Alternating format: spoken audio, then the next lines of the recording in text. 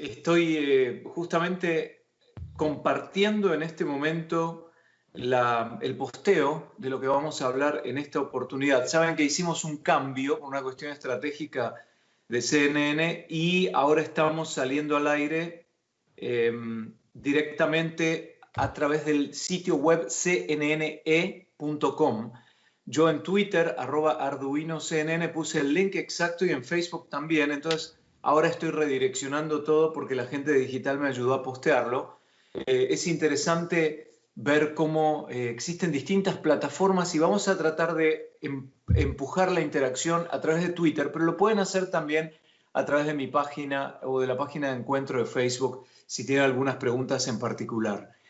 El tema de hoy es algo que cuando yo lo escuché, yo no sé si yo soy un tipo muy práctico o qué, pero cuando yo lo escuché dije, ¿cómo se le puede ocurrir a una persona inyectarse cloro en el cuerpo? Es decir, yo puedo utilizar, y lo hice, algunas gotas de cloro, por ejemplo, si voy a países donde tengo dudas con respecto al agua, si es potable o no, porque cuando me lavo los dientes le pongo una gotita de cloro para matar bacterias, pero una cosa es una bacteria, otra cosa es un virus.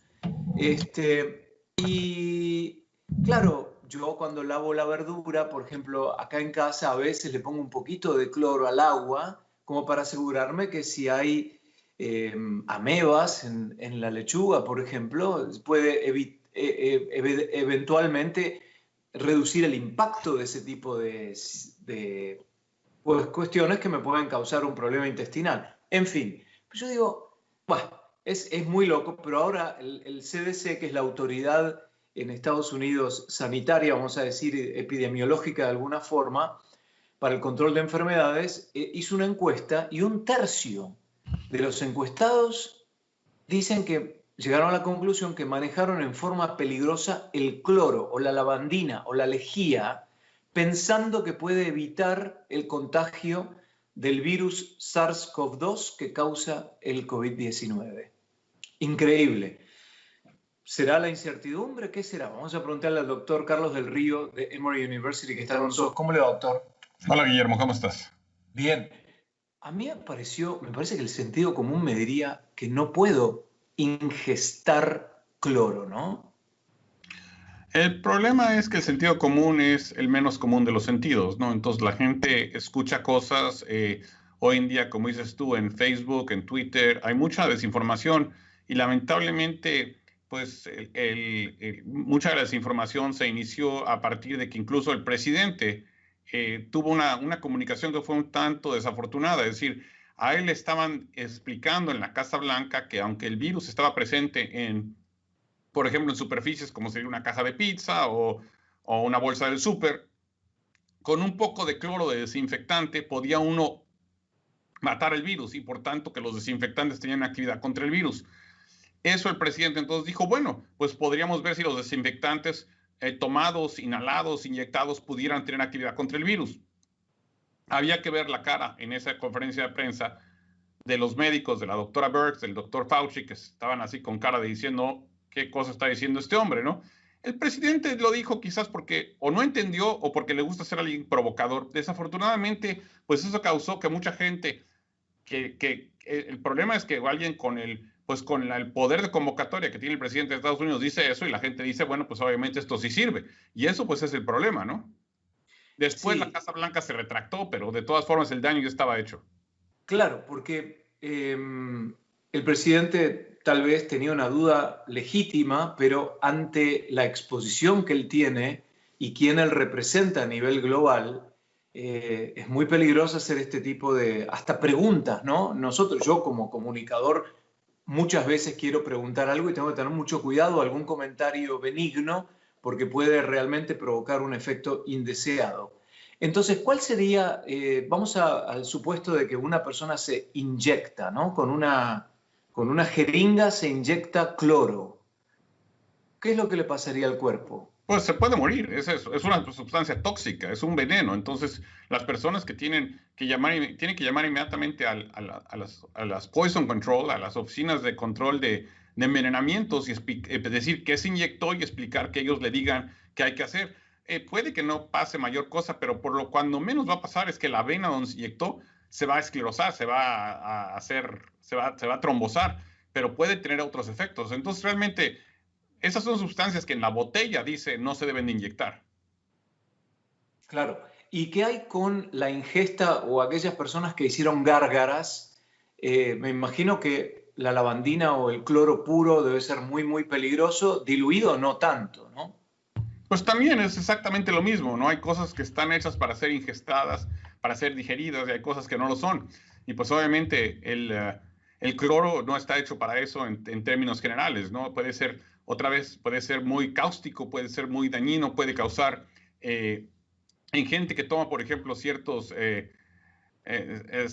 tóxicos, puede ocurrir una fibrosis posteriormente del esófago que cause incluso una, un estrechamiento del esófago y que permitiría que después ya no pase la comida. Entonces, es algo peligroso. Las sustancias que en la caja, que en la botella dice no deberá de ingerirse, no deben de ingerirse. Claro, punto. Es increíble porque por ahí fue un momento de duda del presidente y bueno, el efecto que puede causar. Y yo pensaba también en forma diluida, por ejemplo, como lo utilizamos para la ropa, yo utilizo una gota a veces cuando voy a un país que no estoy en una ciudad, en un pueblo que no tengo realmente idea si el sistema de desinfección del agua o de prevención en cuanto a las bacterias puede ser poco serio, entonces utilizo una gota nada más en un vaso, pero no lo ingiero, simplemente para lavarme los dientes. Y me pregunto, igualmente la lavandina o el cloro no tendría ningún efecto en un virus, sí así en una bacteria, ¿no? Pues sí, pero probablemente tampoco tenga, puede que tenga efecto en el virus también, pero no va a tener efecto. Pero otra vez, el virus no se ingiere, no se ingesta. El virus entra a nosotros a través de la respiración, de la nariz. Entonces, ese no es el problema. Y doctor, ¿no le llama la atención que un tercio de los encuestados por una institución estatal, nacional, como lo es el CDC, arroje esos resultados? Bueno, el presidente Trump tiene un apoyo superior al 40%. Entonces, yo creo que simple y sencillamente es la gente que le crea lo que dice el presidente. Y es lo que estamos hablando. Es el gran peso que tiene las palabras de alguien como él. Y entonces, por tanto, lo que dice tiene importancia. Y si el que hubiera dicho que el cloro servía había sido yo, pues lo hubieran visto a unas cuantas gentes. Pero cuando es el presidente de Estados Unidos, está en cadena nacional, pues es relativamente peligroso, ¿no? Es altamente Exacto. peligroso. ¿Usted vio algún caso o escuchó de algún caso de alguna persona intoxicada que acudió al hospital? Yo no vi ningún caso, pero escuché de colegas que trabajan en el Poison Control aquí del hospital de Grady que tuvieron muchas llamadas de gente con preguntas. Dice Fernando de Tesanos, ¿a quién se le ocurre que alguien pueda ingerir cloro? Ganas de armar controversias. No, pero pasó porque es una encuesta oficial, ¿no?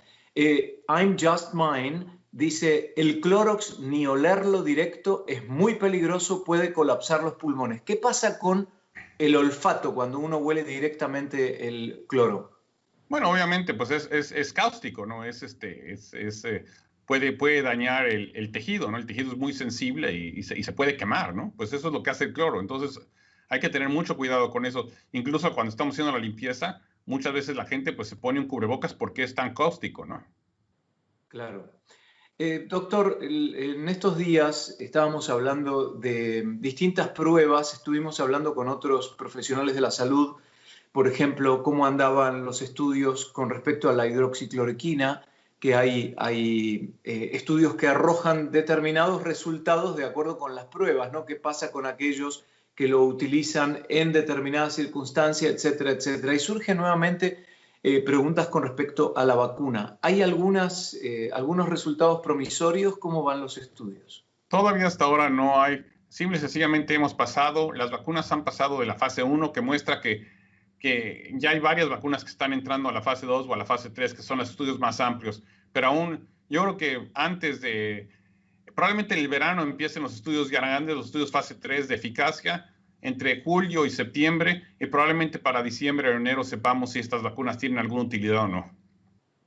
Y con respecto a medicamentos, ¿alguna novedad? Pues no, realmente la gran novedad sigue siendo que el Remdesivir sigue siendo el único medicamento que muestra alguna eficacia. El resto de los medicamentos hasta ahora no han mostrado ninguna eficacia. Y el remdesivir, la eficacia que presenta es durante el tratamiento en cuanto a la reducción del tiempo de la hospitalización, En ¿no? pacientes que tienen enfermedad moderada severa, es decir, que requieren oxígeno, que requieren ayuda con oxígeno, tienen más posibilidad de tener, de recuperarse más rápidamente. Claro. Quería visitar también el tema de la reapertura del gobierno, como le llamamos acá, o la reapertura económica del país.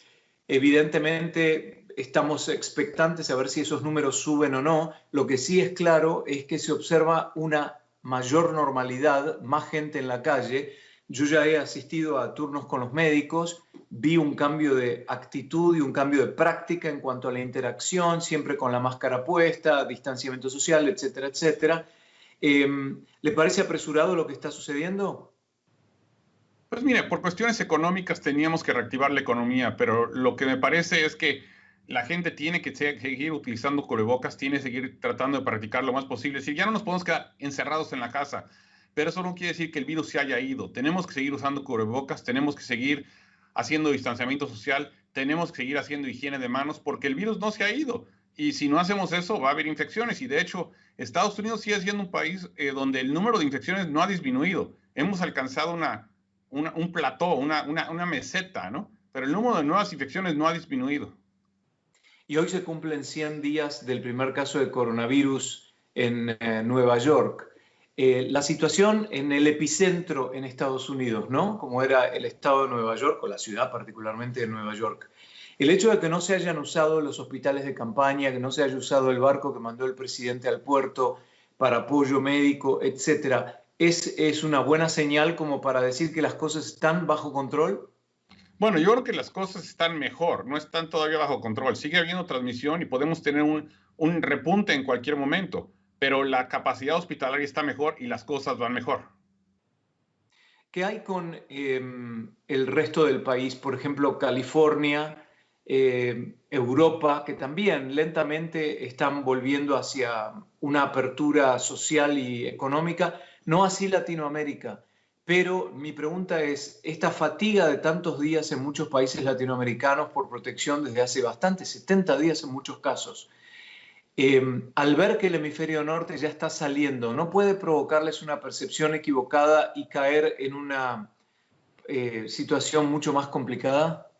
Absolutamente, y de hecho yo insisto, y si la gente no lo ha visto, se tiene que dar cuenta, hoy en día 40% de las muertes en el mundo a causa del coronavirus en este momento están siendo en Latinoamérica y el Caribe. La epidemia en Latinoamérica es una de las epidemias más severas del momento. Y yo creo que si vemos la mortalidad en países de Latinoamérica, no es momento de relajar las restricciones porque la situación está aún muy complicada en los países de Latinoamérica en este momento. Quería preguntarle por la organización, the World Health Organization, la Organización Mundial de la Salud, perdón. Y se le está criticando por el tema de no haber declarado a la pandemia en el momento en que CNN, por ejemplo, independientemente de su equipo de salud, liderado por el doctor Sanjay Gupta, declaró el hecho como pandemia global antes que la Organización Mundial de la Salud. ¿Cómo observa el tema de la Organización Mundial de la Salud, sobre todo hoy cuando hay tanta controversia en relación con Estados Unidos? ¿Ha perdido relevancia? ¿Se ha manejado siempre dentro de los parámetros normales? Mira, la Organización Mundial de la Salud siempre ha sido una organización que ha tenido sus desaciertos, pero también es una organización que ha tenido sus grandes aciertos y que sigue siendo, desde un punto de vista de asesoría técnica a los países, una organización muy, muy importante. En mi opinión muy personal, el que Estados Unidos abandone la Organización Mundial de la Salud es un problema porque requiere haber una reforma de la organización, requiere haber una reestructuración de la organización, pero la manera de lograr esos cambios que quiere Estados Unidos y que serían buenos para el mundo, se hacen desde adentro, no se hacen abandonando. Es decir, si yo creo que una casa tiene problemas, yo no me salgo de la casa y ahí la dejo a ver quién más hace algo con ella. Yo tengo que estar adentro y encargarme de la renovación como propietario. Y creo que Estados Unidos, al abandonar la Organización Mundial de la Salud, está cometiendo un error muy grande. Y además Estados Unidos es uno de los fundadores de la Organización Mundial de la Salud, ¿no? Pues es un error extraordinariamente grande y a los que trabajamos en salud pública es un error que nos preocupa sobremanera porque el posicionamiento de Estados Unidos como un líder en la salud global básicamente se está perdiendo. Sí. De hecho, la Organización Mundial de la Salud indicó que el contagio a través de pacientes asintomáticos de COVID-19 todavía aparece como una cuestión extraña, como que no es común, ¿no? El título dice Asymptomatic spread of COVID-19 still appears to be rare. Sí, Y me pregunto, no es muy frecuente. Sí, hemos aprendido mucho de la transmisión de este virus. La transmisión de este virus probablemente, la mayor parte de la transmisión ocurre intradomiciliariamente o ocurre cuando estamos en contacto relativamente estrecho con gente. Es decir, se requieren aproximadamente unos 15 minutos de contacto con alguien para que te contagies. No es que vas caminando por la calle y te cruzas con alguien y ya te contagiaste. Si esa persona, claro, te tose en la cara es otra cosa, pero claro, esa persona simplemente nos cruzamos en la calle, eso no es suficiente para el contagio. Pero si yo vivo con esa persona, si yo trabajo con esa persona, si yo estoy en un autobús con esa persona, la posibilidad de que me contagie es alta. Y es por eso que ha recomendado la Organización Mundial de la Salud el uso del cubrebocas. y yo pensaba que, claro, con esta sensación falsa de normalidad que tenemos ahora, que en realidad todas estas grandes medidas no solo se dispusieron para protegernos, sino también para contener al sistema sanitario de cada país, porque si podría colapsar ante una avalancha de pacientes si todos sucedían al mismo tiempo. Y digo, doctor del Río, usted ahora, ¿se subiría a un avión dentro de un par de meses, por ejemplo, para hacer un vuelo de 10 horas? Lo haría si hubiera necesidad y lo haría usando cubrebocas y usando gogles. Antiparras. Sí. Ajá, claro, porque si uno está durmiendo, por ejemplo, cuando no puede controlar el ambiente que lo rodea en medio de la madrugada y pasa una persona y le tose cuando uno está durmiendo, está respirando o con los ojos medio abiertos, podría contagiarse eventualmente, o está fuera del Podría, control, pero ¿no? por eso le digo, yo personalmente tengo el caso de mi sobrina que estaba viviendo en Milán y fue posible sacarla de Milán hace un par de semanas para llevarla a México. Voló de Milán a Ámsterdam, de Ámsterdam a México, vuelos muy largos, con cubrebocas, con gogles y no tuvo ningún problema. Entonces, haciendo con la precaución necesaria, ahora, ella tenía que salir, no se podía quedar en Milán porque se le terminaba su visa, etcétera. Pero si no hubiera necesidad de hacer el vuelo, no lo haría, pero si tengo que hacerlo, sí se puede hacer y se puede hacer con precauciones. Claro. Con respecto a las protestas en Estados Unidos y en otras partes del mundo en este momento que hay que observar el distanciamiento social, no es el hecho de que la gente grite y vocifere algunas ideas, un torrente que puede sacar virus si esa persona estuviera enferma. ¿No le preocupa el tema de las manifestaciones en este momento como un factor de contagio? Bueno, me preocupan dos cosas. Me preocupa el por qué son las manifestaciones. Y son las Sí, manifestaciones por un problema social muy profundo que nos debe tener muy preocupados a todos. Personalmente, no creo que sí. esta gente no se está manifestando porque le ha ido muy bien en la vida. Entonces, yo creo Ujú. que la manifestación tiene una razón que debemos de entender y debemos de entender también que el COVID ha sido otra situación que ha desproporcionadamente afectado y ha causado una infección y una mortalidad mucho más alta entre las minorías raciales, ya sean los afroamericanos o los hispanos. Entonces, que la gente esté protestando es entendible. Han sido problemas muy serios de discriminación, de racismo, que en este país siguen siendo muy serios y a mí me preocupa eso más que cualquier otra cosa. Habiendo dicho eso, si la gente quiere ir a manifestarse, mis recomendaciones son, una, que lleven cubrebocas y que lleven gogles. Dos, que lleven cubrebocas de más para distribuirle a los que no tengan cubrebocas. Claro. Y tres, que en lugar de gritar, pues lleven su manifestación, lleven su pensamiento en una cartulina, en un cartón, en algo que sea visible. Es decir, hay cómo decir lo que uno quiere por vía escrita, no tiene que ser por vía hablada. Perfecto, súper claro. Doctor, cuando usted ve situaciones públicas como jefes de Estado, no solo de Estados Unidos, de otros países, que no utilizan un cubreboca en una situación pública o que se dan un abrazo con alguna persona y están expuestos públicamente, ¿no le parece que es un problema, realmente es un problema de proyección de imagen masivamente y que puede generar también Pues irritabilidad en la gente. vamos a llamarlo como es, como se le debe llamar. Es una responsabilidad y es una falta de no poder, no dar el ejemplo como un líder debe de darlo. El líder es el primero que debe poner el ejemplo. Y en mi opinión, los líderes han fallado sobremanera en poner el buen ejemplo. Durante esta epidemia, sí hay un gran problema que hemos tenido, ha sido la falta de liderazgo, no solo en Estados Unidos, sino a nivel mundial. Los líderes políticos a nivel mundial se cuentan con una mano los que han mostrado el liderazgo y empiezo hablando por el de China. El de China durante toda la epidemia nunca se apareció. Es decir, a los líderes mundiales han sido las ausencias más graves y más trágicas durante esta epidemia. Y fíjese, al principio de todo esto, cuando yo estaba en el estudio, yo justamente cuestionaba el tema del liderazgo diciendo que se necesitaba ahora un líder. Y el que se imponía desde el primer momento era el doctor Anthony Fauci. Y se desprendía esa imagen de acuerdo con su mensaje coherente, científico, completamente frío, ¿no? Como el de la doctora Birx, que es de datos, ¿no? La doctora fundamentalmente comparte datos.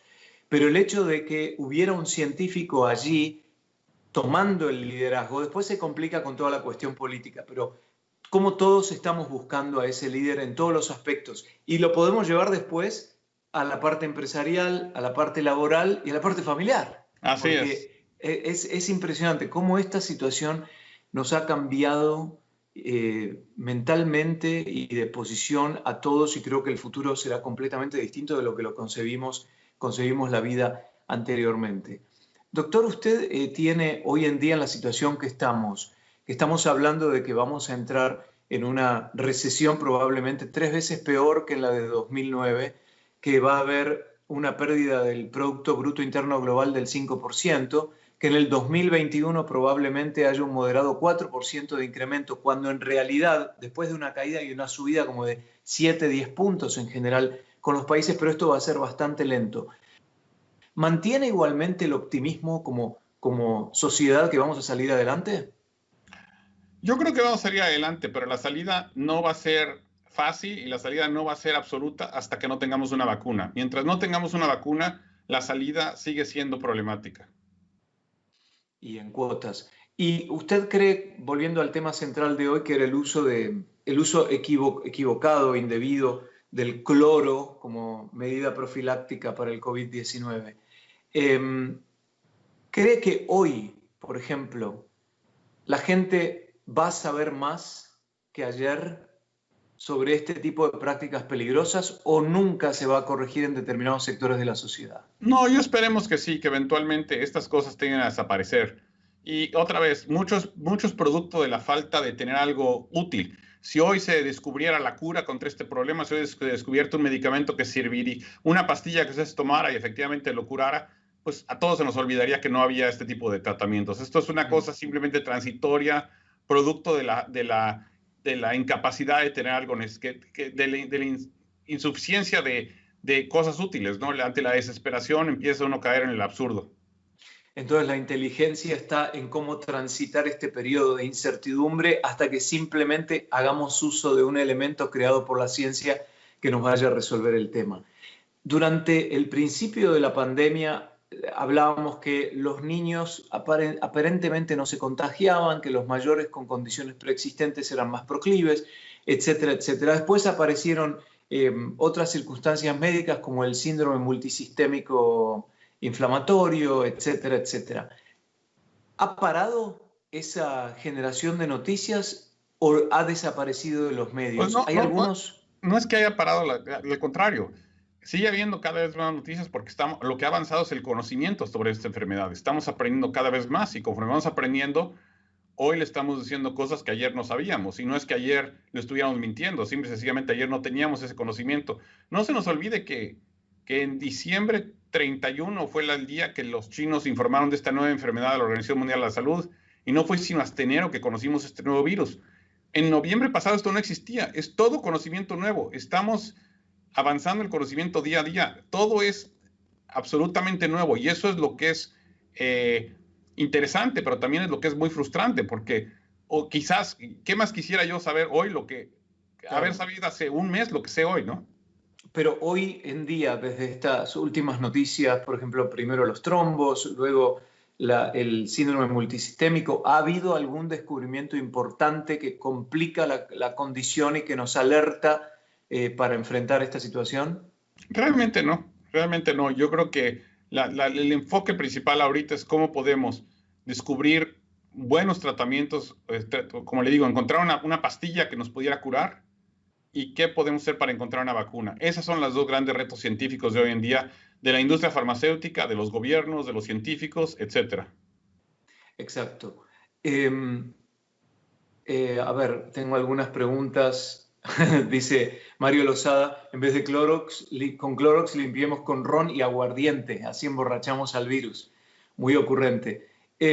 Doctor, le agradecemos mucho. Vamos a chequear con usted en un par de semanas nuevamente a ver si hay alguna novedad o alguna noticia que queremos compartirla. Le agradecemos mucho, doctor, por su participación. Gracias. Muchas gracias, Guillermo, por la invitación. Un gusto estar con usted. Al contrario. Bueno, como ven, es importante hacer un chequeo de vez en cuando de la situación, a ver cómo está avanzando el tema de las noticias. Lo que sí queda claro es que hay que ejercer el sentido común, como decía el doctor recién, el doctor Carlos del Río, el sentido común a veces es el menos común de los sentidos, ¿no? Pero hay que dudar antes de algún remedio casero que nos pueda perjudicar. No estamos en Facebook, me preguntaba recién una de las seguidoras, porque ha habido un cambio de estrategia por parte de CNN y vamos a transmitir a través de cnnespañol.com. Vamos a ir ajustando un poco el tema de la comunicación, cómo la vamos a establecer, pero vamos a estar diariamente a través de este contacto. Así que vamos a ver un incremento en el tráfico y espero una participación de ustedes tan intensa como anteriormente. Hasta el próximo encuentro.